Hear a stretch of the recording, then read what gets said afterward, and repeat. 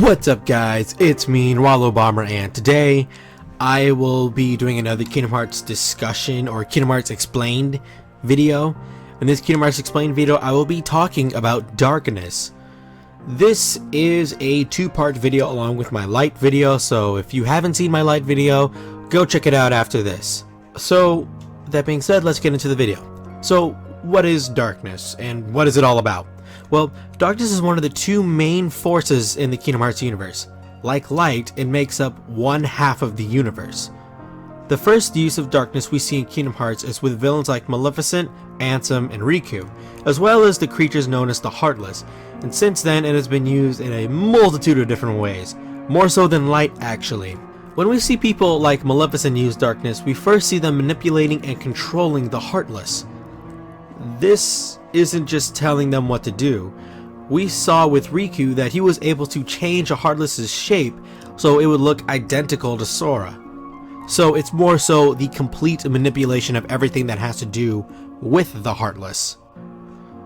Just like Light, people can make dark orbs to serve different purposes, and Darkness can also be used as bullets or projectiles, which are quite dangerous and actually very lethal. Just scraping your face is actually enough to leave you scarred. When Terra did this to Break, he actually took out his right eye. You can also cloak yourself in Darkness to amplify your own abilities. You can also create Darkness hands, Darkness shields. You can move like a shadow to teleport behind your opponent to get the drop on them. So yeah, there's actually a lot of different ways you can use Darkness. Darkness is normally seen as a bad thing because it usually warrants feelings of greed and fear and anger, unlike Light, which warrants serenity. Because of this, you can actually succumb to Darkness.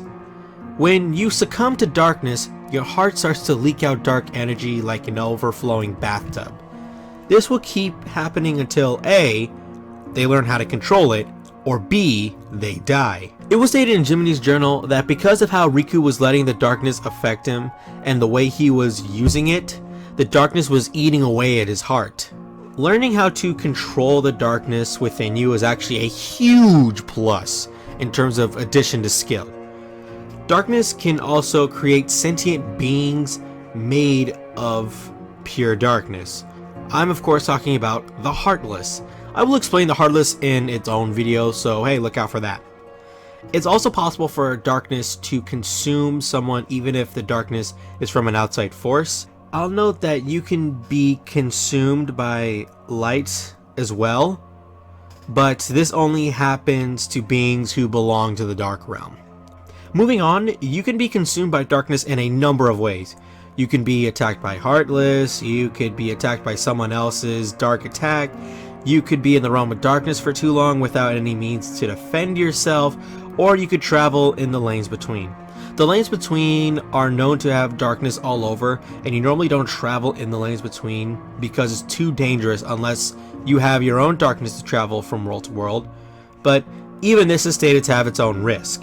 You can also use gummy ships to travel in lanes between, and you can also use Keyblade armor and Keyblades to protect and travel respectively. It's also possible to possess someone else's body using Darkness, but that is another video altogether.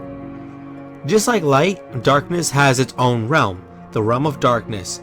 It's, from my understanding, the Kingdom Hearts equivalent of Hell. It is the home of the Heartless and where a world goes should it ever be consumed by Darkness. Now, generally, you can't get to the Realm of Darkness unless you are a dark being yourself. It is also not safe for someone who isn't a dark being to being there for an extended period of time. Ansem the Wise actually stated that while he was in the Realm of Darkness, he lost a lot of his sanity and his memories. I will talk about the Realm of Darkness in a couple of weeks, so hey, be on the lookout for that. Also, like Light, there is a door to Darkness. This acts as a bridge between the Realm of Light and the Realm of Darkness, since travel between the two realms is next to impossible. Now, it's possible for someone to have a heart that is pure darkness, but we only see this happen through outside means.